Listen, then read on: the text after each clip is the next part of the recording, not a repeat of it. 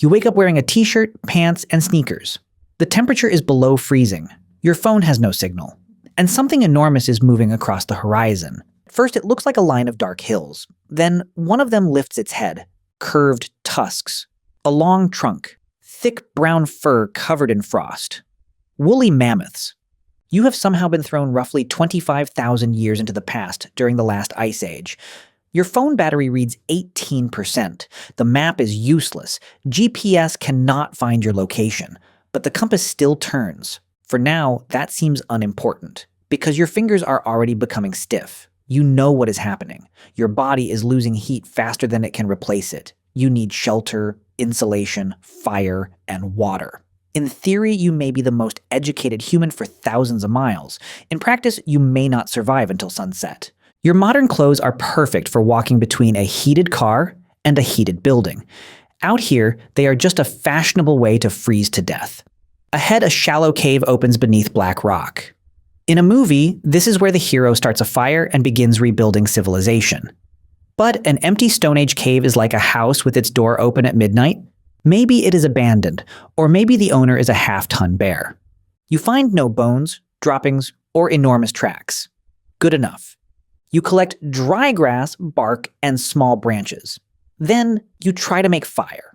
2 sticks. You rub them together. Nothing. 5 minutes later, your palms are burning. 10 minutes later, you have created your first Stone Age invention. A slightly warm stick. You strike 2 stones together. A spark flashes, then dies in the damp grass. You understand that fire needs fuel, heat, and oxygen. But nature does not care what grade you got in science class. Knowing how something works is not the same as being able to do it. The sun moves lower. Without fire or proper shelter, the first night may be your last. You use the phone flashlight to search beneath rocks and dead shrubs for dry material. Battery, 14%. Every percentage point represents thousands of years of human progress. And you just spent several thousand years looking under a bush. You stuff dry grass beneath your shirt and crouch behind a rock. Then you hear a howl. Another answers. Then 3 more. Shapes move between the bushes. Low bodies. Eyes reflecting the final light. Wolves. You lift a branch like a spear. They do not look impressed. The largest one steps forward, deciding whether you are dangerous. Or dinner in unusual packaging. Then you notice an orange light beyond the ridge. Fire.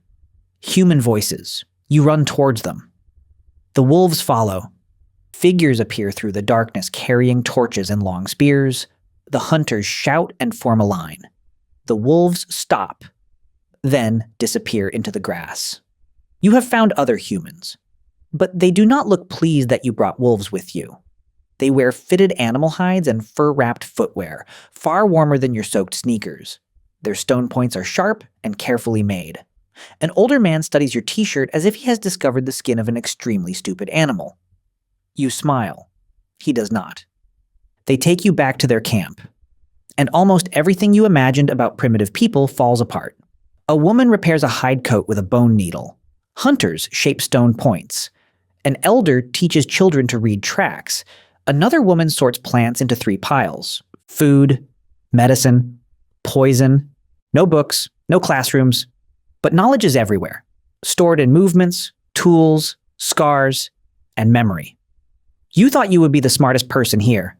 Instead, you are like a computer holding millions of files, with no keyboard to open them. The next morning, an 8-year-old girl leads you away from camp to gather food. Everyone calls her something that sounds like Nara. So you do too. You find bright red berries beneath a bush. They look familiar, possibly edible. You reach for one. Nara slaps it out of your hand. She points at her throat, rolls her eyes backward, and falls dramatically into the snow. No translation is necessary. She digs up another plant, removes the dangerous outer layer, and hands you the safe part. Then she looks at you, like a top student watching someone fail kindergarten. You have survived one day because a child stopped you from eating the wrong berry. That evening, you try to make yourself useful. You arrange stones behind the fire to reflect heat toward the sleeping area. The group watches. Then immediately improves your design. They remove stones that might crack, move the wall farther from the flames, and angle a hide above it to trap warm air. Nara sits beside the finished wall. Soon she stops shivering. Your idea helped, but only after their experience made it safe. This becomes the pattern. You understand principles. They understand reality. You understand electricity and antibiotics, but you cannot make a wire, identify the right mold, or measure a safe dose. Civilization is not a collection of clever ideas inside one brain. It is a network, with every invention resting on hundreds of others. You did not bring civilization into the Stone Age. Civilization had been carrying you. Now it has put you down. On the third day, the group prepares to hunt reindeer. They know where the herd feeds, how the wind carries scent, and where to trap the animals. Everyone receives a position. So do you. Stay hidden. Do not move until the signal, a task perfectly matched to your abilities. For several minutes, everything works. The herd enters the narrow passage. A hunter raises one hand. You think it is the signal? You stand. It is not the signal. One reindeer sees you. Its head snaps upward. Within seconds, the herd changes direction. A hunter tries to block them, slips on the icy slope, and is struck in the leg as the animals escape. Then, the valley becomes silent. No meat, no hides, no bone, only an injured hunter in the snow, and dozens of eyes staring at you. That night, no one gives you food.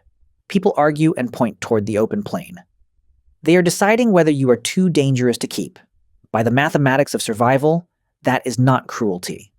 Every piece of meat you eat is a piece someone else does not. Here, kindness costs calories. You check your phone. 7%. It contains banking apps, games, photographs, and food delivery services. Never has one object held so many useless things. The next morning, the sky turns dark gray. A severe snowstorm is coming and the group must reach a sheltered cliff. But the injured hunter cannot walk. Carrying him through deep snow will be too slow. The hunters already use wooden frames and hides to drag meat. You point to one of the frames, then to the injured man. The woman with the bone needle understands. Together, the group adapts it into a low sled. You suggest using 2 spear shafts to stabilize the sides. Your first knot slips loose. She replaces it in seconds. Another hunter wraps hide around the front so it slides more easily. The idea is not entirely yours. Neither is the skill. But together, it works. The group begins moving, with children in the center, and the strongest adults pulling the injured hunter. Then the storm arrives early. Wind drives snow across the plain. Footprints disappear. The horizon vanishes. Ground and sky become one white wall. The group stops. Before visibility disappeared, you noticed that the cliff lay roughly southeast. You take out the phone. 4%. The screen flickers in the cold. You open the compass. The needle trembles, then settles. Southeast. You point. No one moves. Why should they trust you? You ruined the hunt. You do not know the land, and the glowing object may die at any moment. You point again, then begin walking alone. After several steps, you hear feet behind you. Nara is following. Maybe she remembers the warm wall, or maybe she does not want an idiot wandering into a blizzard alone. The older man watches her, then signals for the others to follow. They do not completely trust the phone. They trust the girl who has chosen to trust you. The group moves through the whiteout. You hold the phone beneath your shirt to keep it warm. 1%. Ahead there is only snow. Maybe the compass has failed. Maybe you are leading everyone farther into the storm. Then Nara stops. She brushes snow from the ground and reveals a strip of black rock. The older man recognizes it. The exposed stone forms part of a ridge leading toward the sheltered cliff. The group follows it. Minutes later, a dark shape appears through the snow. Then the cliff rises in front of them. They made it. Everyone rushes beneath the rock shelter. As you step inside, the phone screen goes black. The most advanced object on Earth is now a cold piece of glass. But for the first time, you are not afraid to see it die, because around you, a fire is already coming to life. Not from electricity, not from a battery, from dry tinder carried inside a hide pouch, from stone, skill, and hands that have repeated the same movements thousands of times. The storm lasts through the night.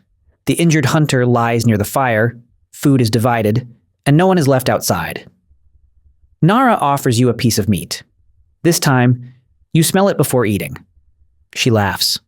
The older man takes charcoal and draws on the rock wall. The storm. The sled. Nara finding the black stone. And finally, you holding a glowing object and pointing toward the cliff. The phone is dead. But its story has just begun.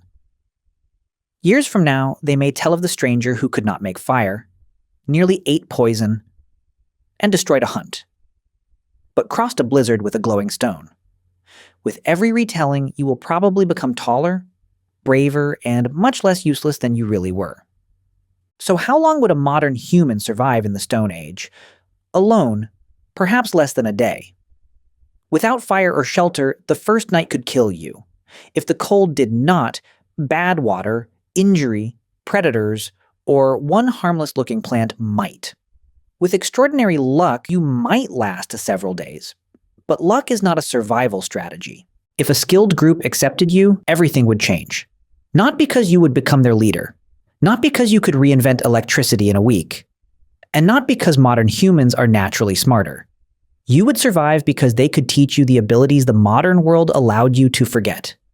How to make fire, read tracks, preserve food, and recognize danger before it becomes visible. In return, one small piece of your knowledge might help them. Not enough to rebuild the modern world, but perhaps enough to save one injured person or guide one group through a storm. You arrived believing civilization was something you carried inside your mind. But civilization was never one person's knowledge. It was people keeping one another alive. Now imagine the situation changed. Not one modern human.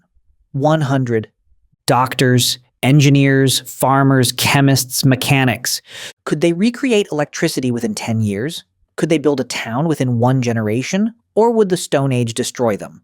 Before the first winter ended,